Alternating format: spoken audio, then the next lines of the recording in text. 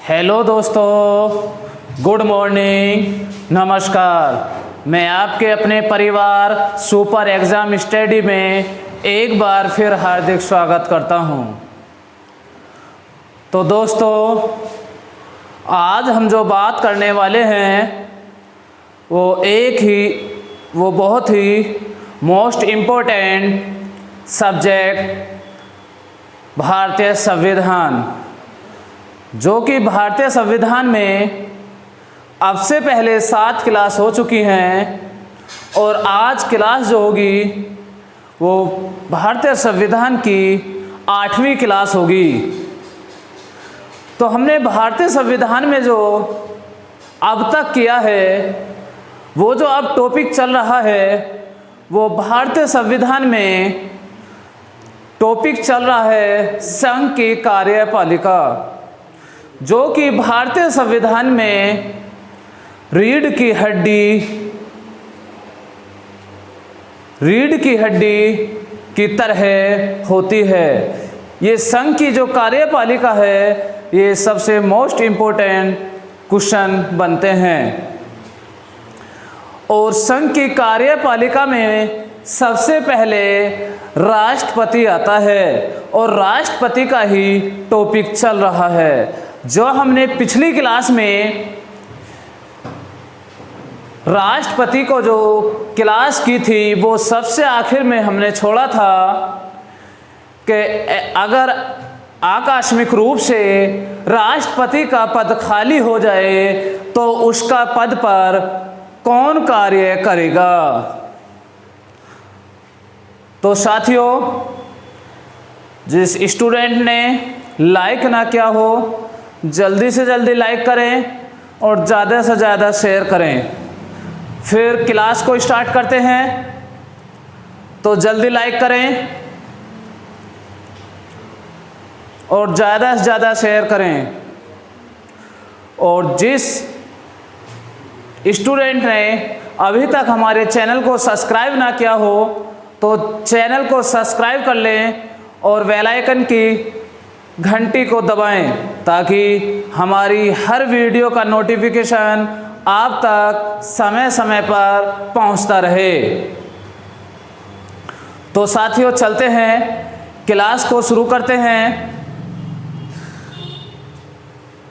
जो टॉपिक चल रहा था वो राष्ट्रपति का चल रहा था।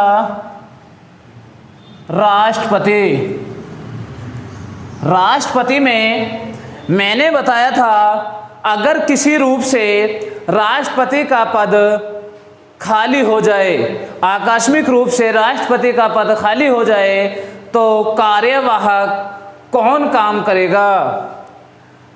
तो राष्ट्रपति का अगर आकस्मिक रूप से पद खाली हो जाए तो उसकी जगह उपराष्ट्रपति काम करेगा। अगर उस समय उपराष्ट्रपति का भी पद खाली हो तो फिर काम भारत के सर्वोच्च न्यायालय के मुख्य न्यायाधीश CJI, chief justice of India, तो सर्वोच्च न्यायालय के मुख्य न्यायाधीश,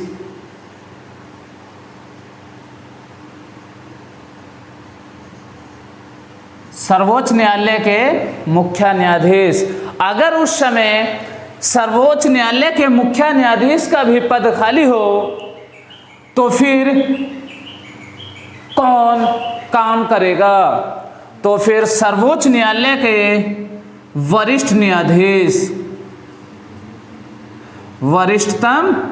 न्यायाधीश। देखो, अगर राष्ट्रपति का पद खाली है तो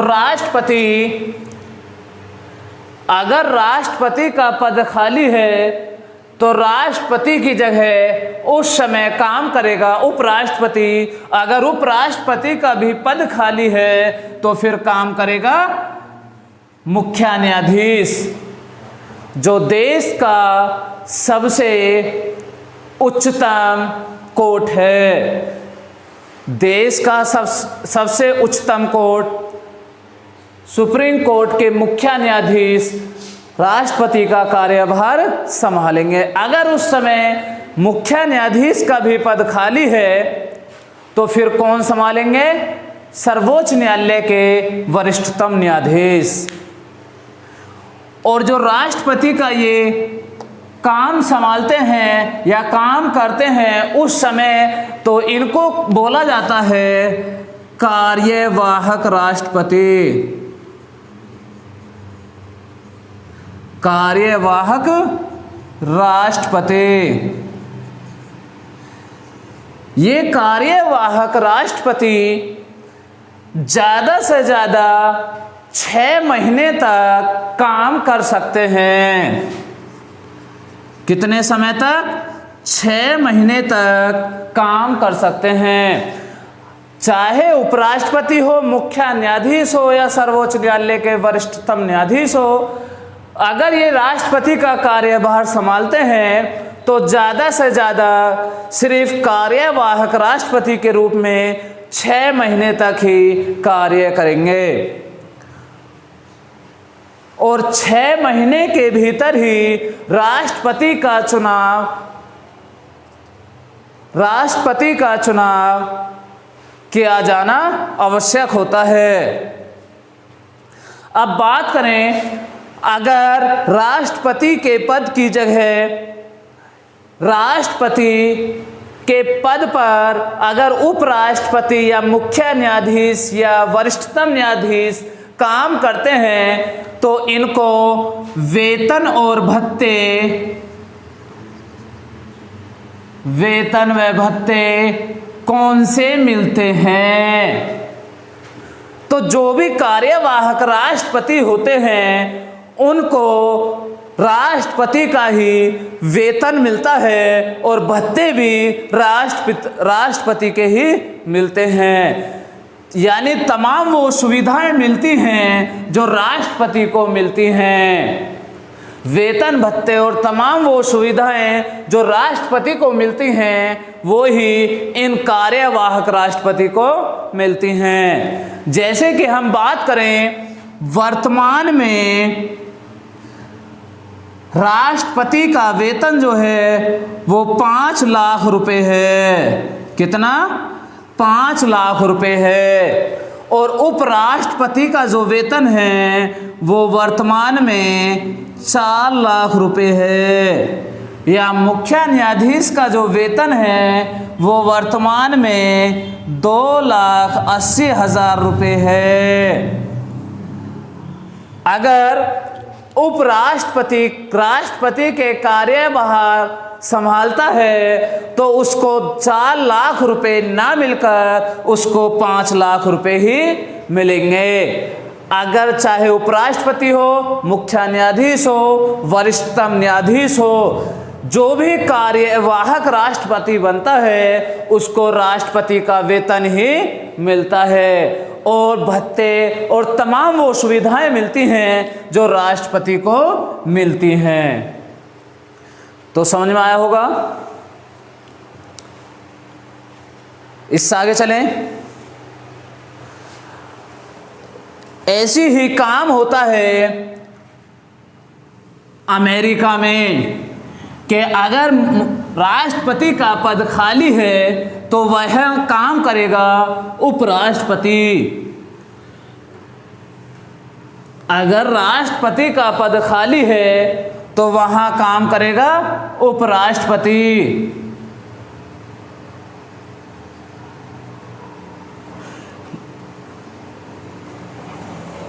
लेकिन जैसे भारत में होता है वही काम अमेरिका में भी होता है कि अगर राष्ट्रपति का पद खाली है तो काम कौन करेगा? उपराष्ट्रपति। लेकिन बात करते हैं, अगर राष्ट्रपति का पद खाली है तो भारत में जो होता है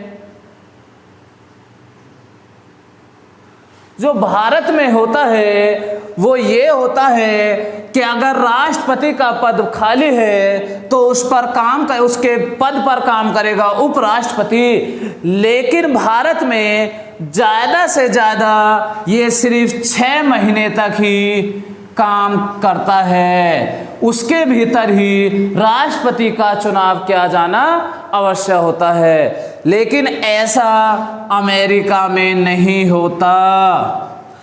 अमेरिका में ऐसा होता है कि राष्ट्रपति के कार्यकाल जो है, अमेरिका के राष्ट्रपति का कार्यकाल 4 वर्ष का होता है। लेकिन अगर कोई भी राष्ट्रपति अपने पद पर कार्य करते करते 1 वर्ष का समय हो गया हो और किसी कारणवश उसका पद खाली हो जाए, तो फिर जो उपराष्ट्रपति काम करेगा वो उतने समय करेगा जितना समय इसका रह चुका है कार्यकाल का। यानी राष्ट्रपति का कार्यकाल जो होता है अमेरिका में वो 4 वर्ष का होता है। अगर वह राष्ट्रपति 1 वर्ष कार्य कर चुका है तो उपराष्ट्रपति जो होगा वह काम करेगा कितने समय? 3 वर्ष। जबकि ऐसा भारत में नहीं होता। भारत में तो सिर्फ ऐसा होता है कि जिस समय उपराष्ट्रपति काम करता है या जिस समय उपराष्ट्रपति उसका पद ग्रहण करता है, कार्यवाहक राष्ट्रपति के रूप में शपथ लेता है, तो सिर्फ उसके 6 महीने तक ही काम करता है और 6 महीने के भीतर ही चुनाव किया जाना अवश्य होता है। लेकिन अमेरिका में जितने समय राष्ट्रपति का समय हो जाता है और बाकी समय जितना रहता है वो उतने समय ही काम करता है। तो समझ में आया होगा। इससे आगे चलें, इससे आगे देखते हैं। अभी तक जो हमने पढ़ा है वो ये पढ़ा है कि संघ की कार्यपालिका, और संघ की कार्यपालिका में भी जो चल रहा था वो क्या चल रहा था? राष्ट्रपति। लेकिन राष्ट्रपति में अब देखते हैं कि राष्ट्रपति की जो शक्तियां हैं वो क्या क्या होती हैं। संघ की कार्यपालिका शक्ति राष्ट्रपति में निहित होती है। मैंने बताया था कि संघ की कार्यपालिका शक्ति किस में निहित होती हैं, तो वो सब राष्ट्रपति में निहित होती हैं। जितने भी मंत्रिमंडल या मंत्री परिषद काम करते हैं वो सब राष्ट्रपति के नाम पर ही काम किए जाते हैं। मैंने बताया था कि आर्टिकल 74 अनुच्छेद 74 के द्वारा ये कहा गया है कि भारत के राष्ट्रपति को उसकी सहायता और सलाह देने के लिए मंत्री परिषद होगी, जिस मंत्री परिषद का प्रधानमंत्री होगा। और इसी आर्टिकल में 74 में एक लाइन को और जोड़ा गया है जो संविधान के 42वें संशोधन 1976 में कहा गया था कि राष्ट्रपति प्रधानमंत्री या मंत्री परिषद की सलाह को मानने के लिए बाध्य होगा। यानी ये लाइन तो संविधान में पहले लिखी हुई थी कि राष्ट्रपति को सहायता एवं सलाह मंत्री परिषद देगी और उस मंत्री परिषद का प्रधानमंत्री होगा। लेकिन एक लाइन जो और जोड़ी गई है उसमें ये जोड़ी गई है कि उस सलाह को मानने के लिए राष्ट्रपति बाध्य होगा। तो ये सब शक्तियां राष्ट्रपति के पास थी। राष्ट्रपति के पास बहुत सारी शक्तियां थी। ठीक है, ये मैंने बताया था, समझ में आया होगा। राष्ट्रपति के पास बहुत शक्तियां हैं, लेकिन वो सिर्फ शक्तियां राष्ट्रपति के पास हैं, लेकिन उनका प्रधान जो होता है कौन होता है? प्रधानमंत्री। इससे आगे हम देखते हैं कि राष्ट्रपति के जो पास शक्तियां हैं वो कौन कौन सी हैं और या किसकी नियुक्ति करते हैं। तो राष्ट्रपति के पास ये भी शक्तियां हैं,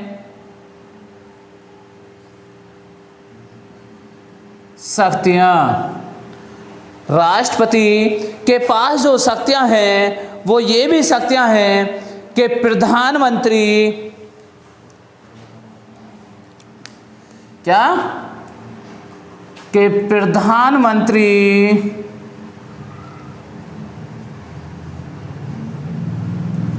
मंत्रिपरिषद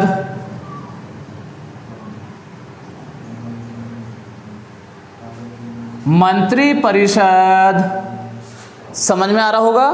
किसी कोई बात समझ में नहीं हो तो बता सकता है, कमेंट कर सकता है। प्रधानमंत्री मंत्रिपरिषद महान्यायवादी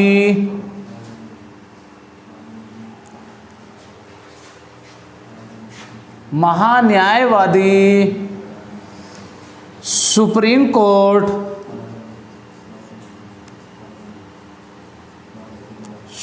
कोर्ट व हाई कोर्ट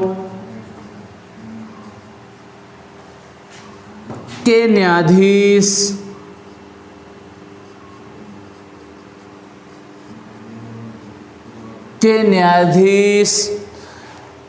सुप्रीम कोर्ट व हाई कोर्ट के न्यायाधीश और नियंत्रक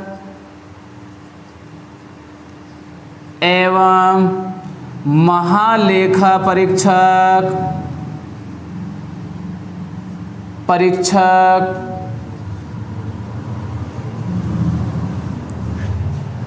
प्रधानमंत्री मंत्रिपरिषद महान्यायवादी सुप्रीम कोर्ट व हाई कोर्ट के न्यायाधीश नियंत्रक एवं महालेखा परीक्षक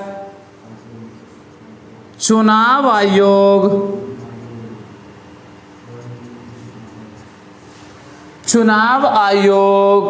यूपीएससी संघ लोक सेवा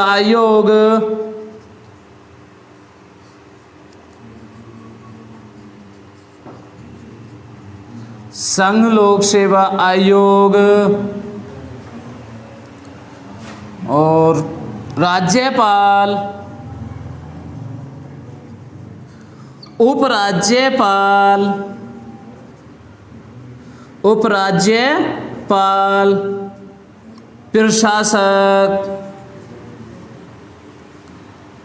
प्रशासक इन सभी की नियुक्ति कौन करता है? राष्ट्रपति।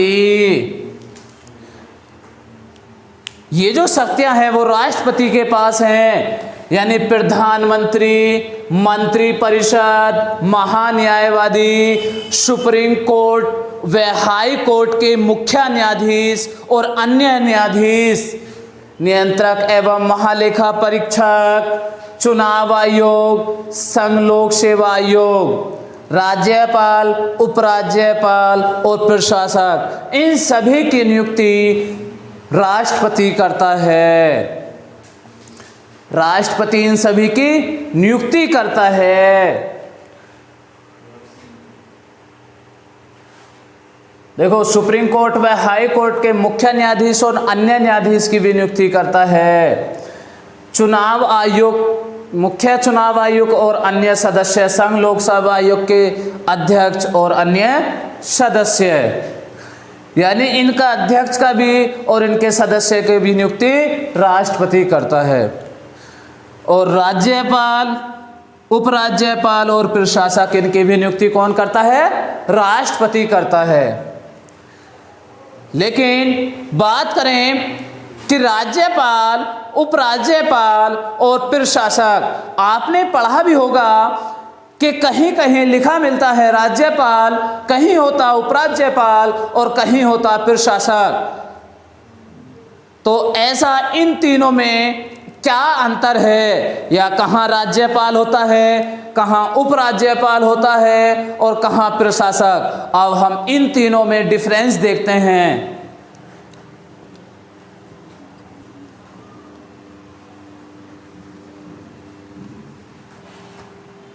तो अब हम इन तीनों में अंतर देखते हैं।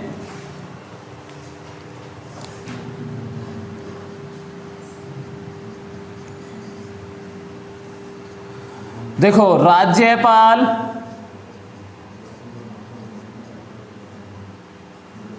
उपराज्यपाल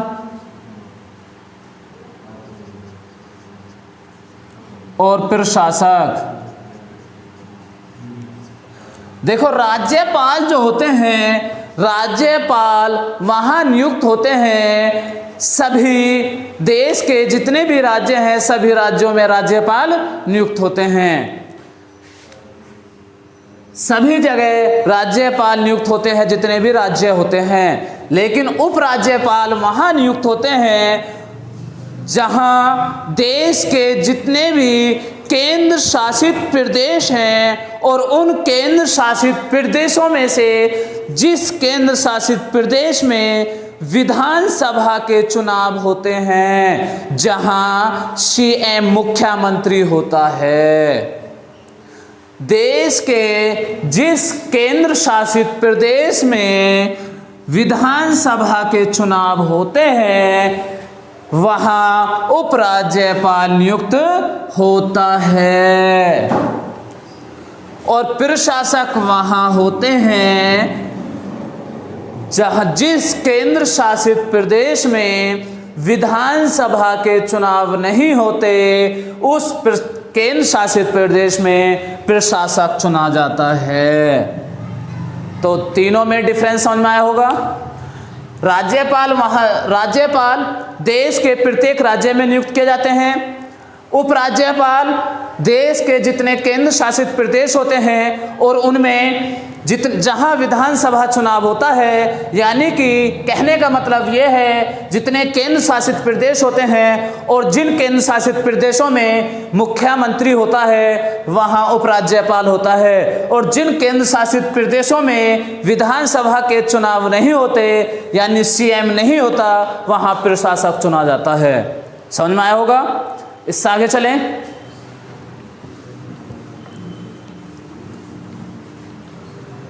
तो इससे आगे हम देखते हैं, अब ये जो हमने देखी थी अभी तक हमने देखी कि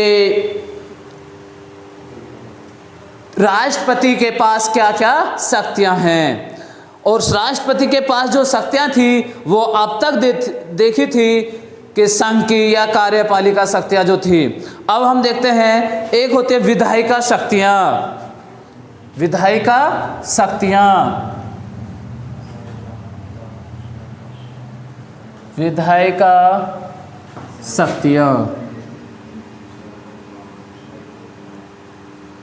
देखो, विधायिका शक्तियां होती क्या क्या है। सबसे पहले बात करें हम कि विधायिका क्या है, विधायिका किसे कहते हैं। तो विधायिका एक संसद है। विधायिका किसे कहते हैं? विधायिका संसद को कहते हैं। और संसद के कितने सदन हैं? संसद के 2 सदन हैं। कौन कौन से? राज्यसभा और दूसरा सदन है लोकसभा। राज्यसभा और दूसरा सदन है लोकसभा। अब बात करें कि विधायिका शक्तियां राष्ट्रपति के पास हैं। विधायिका किसे कहते हैं? संसद को कहते हैं। संसद के कितने सदन होते हैं? 2 सदन होते हैं, राज्यसभा और लोकसभा। लेकिन इनमें जो सदस्य नियुक्त होते हैं, राज्यसभा में जो सीट है वो राज्यसभा की 245 हैं, जो कि 233 चुनाव के द्वारा निर्वाचित होकर आते हैं और 12 सदस्य राष्ट्रपति द्वारा मनोनीत किए जाते हैं। राष्ट्रपति द्वारा नॉमिनेट किए जाते हैं। और लोकसभा में 2 सदस्य नॉमिनेट किए जाते हैं। ये लोकसभा में 2 सदस्य मनोनीत किए जाते हैं राष्ट्रपति के द्वारा, और यहाँ 12 सदस्य। ये जो 2 लोकसभा में चुने जाते हैं जो एंग्लो इंडियन समुदाय के होते हैं, और यहाँ जो चुने जाते हैं राज्यसभा में वो 4 क्षेत्रों से चुने जाते हैं। जैसे कि हम बात करते हैं कला, विज्ञान, साहित्य, समाज सेवा।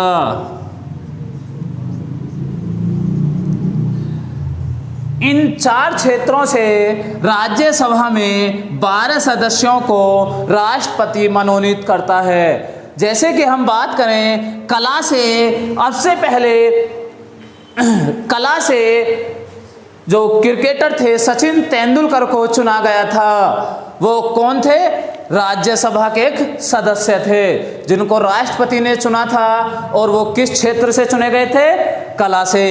इस कला में ऐसी सदस्य चुने जाते हैं जिनमें जैसे कि कोई फिल्मी नेता हो या खिलाड़ी हो, ऐसे। और बात करें समाज सेवा में, जैसे कि नोबेल पुरस्कार मिला था कैलाश सत्यार्थी को।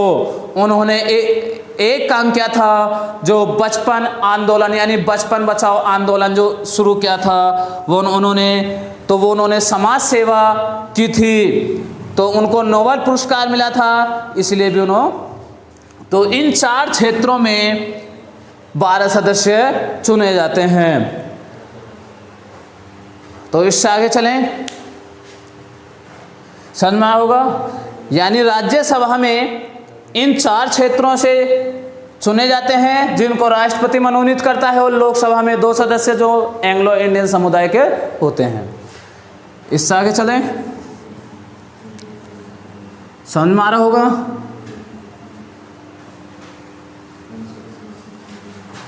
इससे आगे देखते हैं कि जो प्रत्येक साल की जो पहली बैठक होती है, प्रत्येक साल की पहली बैठक, प्रत्येक साल की पहली बैठक और नई लोकसभा की पहली बैठक, नई लोकसभा की पहली बैठक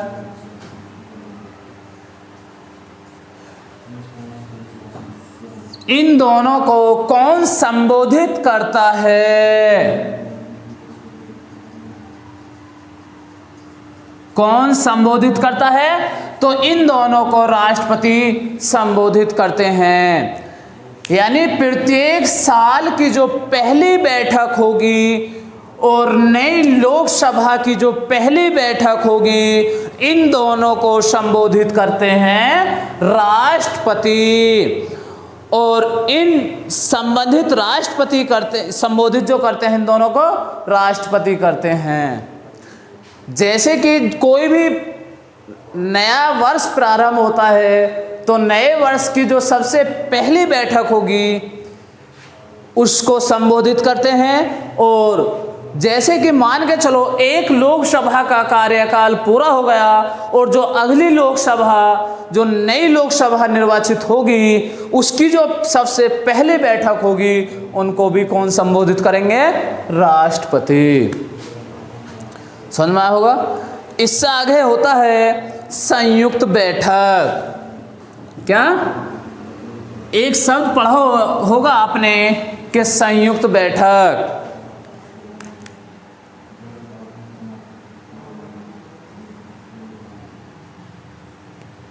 संयुक्त बैठक सबसे पहली बात ये होगी कि आप ये बताओ कि संयुक्त बैठक होती क्या है, संयुक्त बैठक किसको कहते हैं।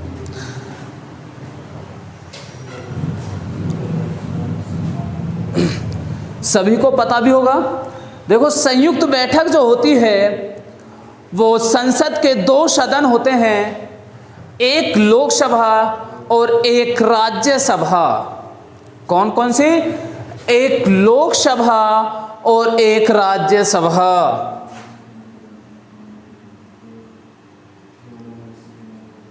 लोकसभा और राज्यसभा।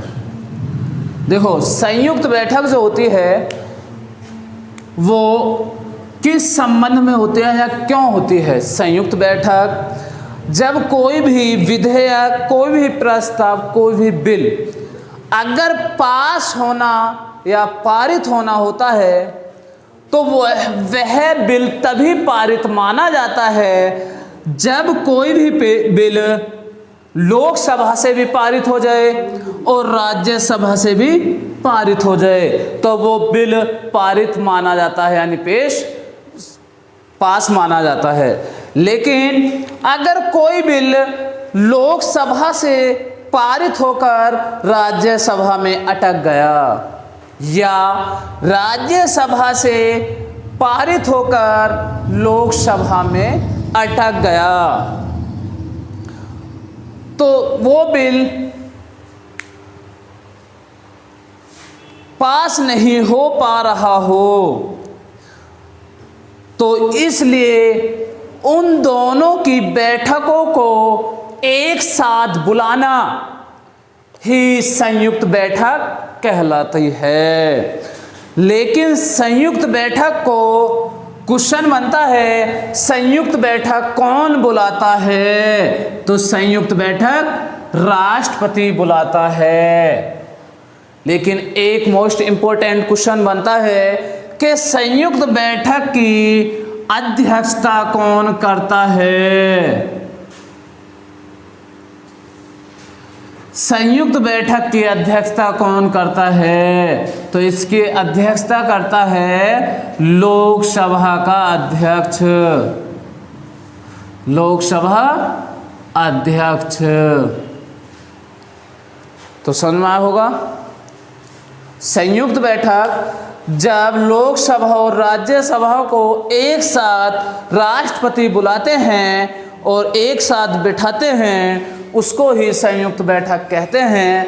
अगर क्वेश्चन बनता है संयुक्त बैठक कौन बुलाता है, तो राष्ट्रपति बुलाता है। और संयुक्त बैठक की अध्यक्षता कौन करता है?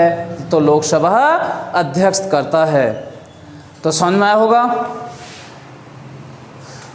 उतारो जल्दी, बराबर नोट करते हुए चलना। कोई भी पॉइंट छोड़ना मत, सभी पॉइंट को बराबर लिखते हुए चलना।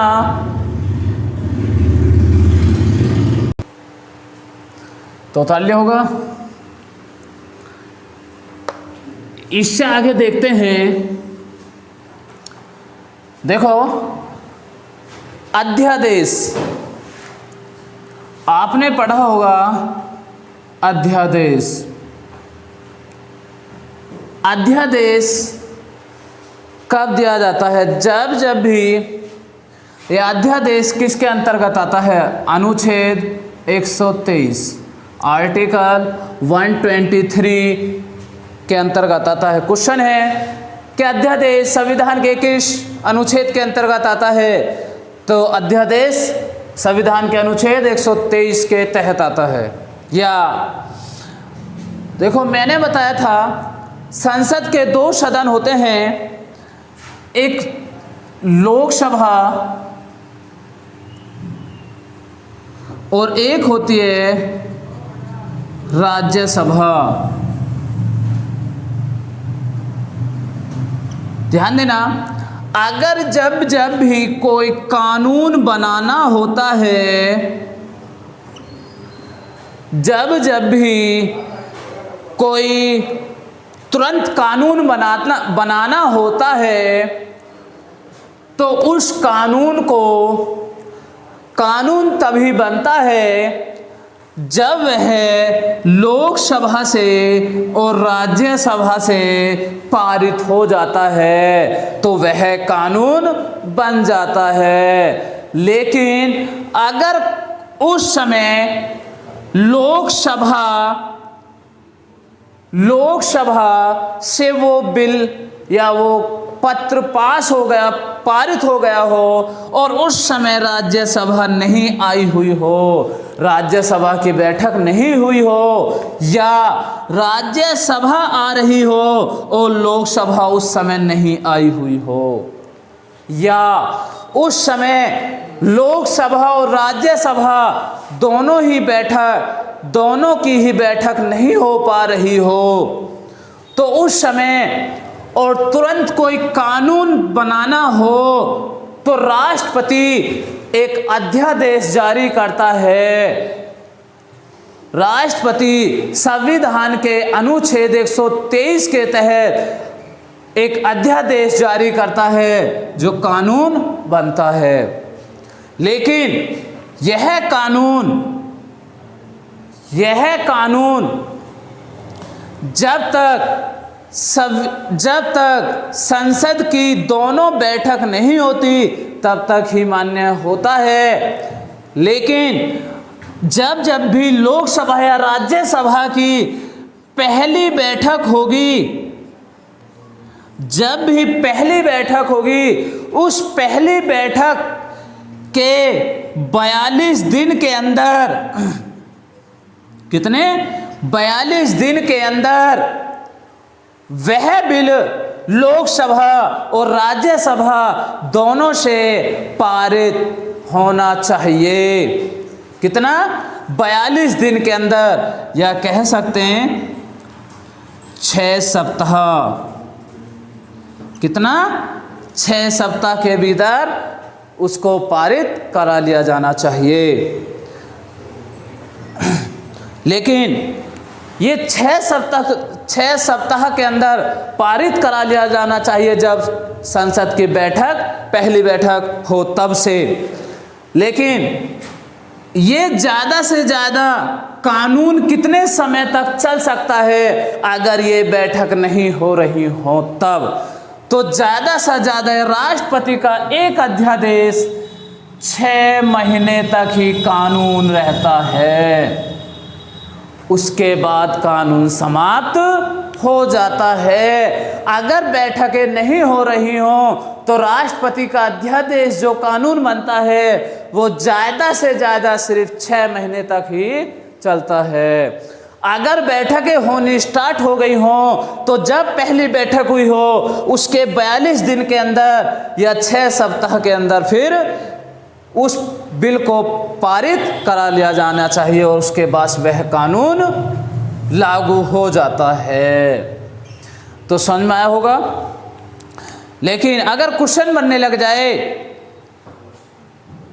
कि अध्यादेश, राष्ट्रपति का अध्यादेश ज़्यादा से ज़्यादा कितने समय तक माना जाता है, तो राष्ट्रपति का दिया हुआ अध्यादेश ज़्यादा से ज़्यादा 6 महीने तक माना जाएगा। या संविधान के किस अनुच्छेद के तहत अध्यादेश दिया जाता है? तो अनुच्छेद 123। तो समझ में आया होगा।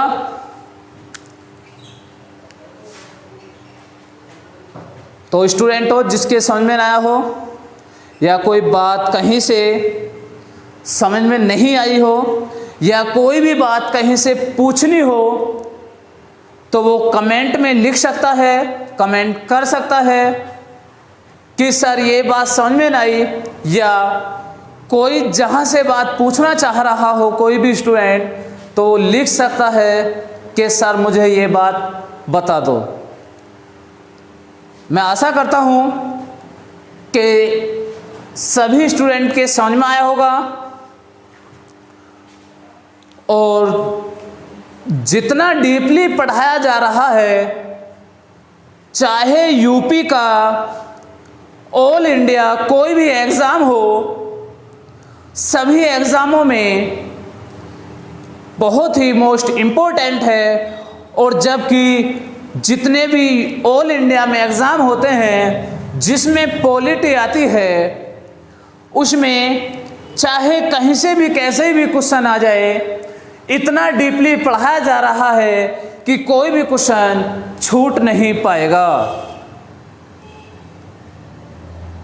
तो साथियों, आज क्लास को यहीं समाप्त करते हैं। और वीडियो समझ में आई हो तो लाइक करना, सब्सक्राइब करना, ज़्यादा से ज़्यादा शेयर करना। तो साथियों, फिर मिलते हैं अगली क्लास में, लेकिन वीडियो को ज़्यादा से ज़्यादा लाइक और शेयर करना। तो फिर मिलते हैं अगली वीडियो में, तब तक के लिए नमस्कार।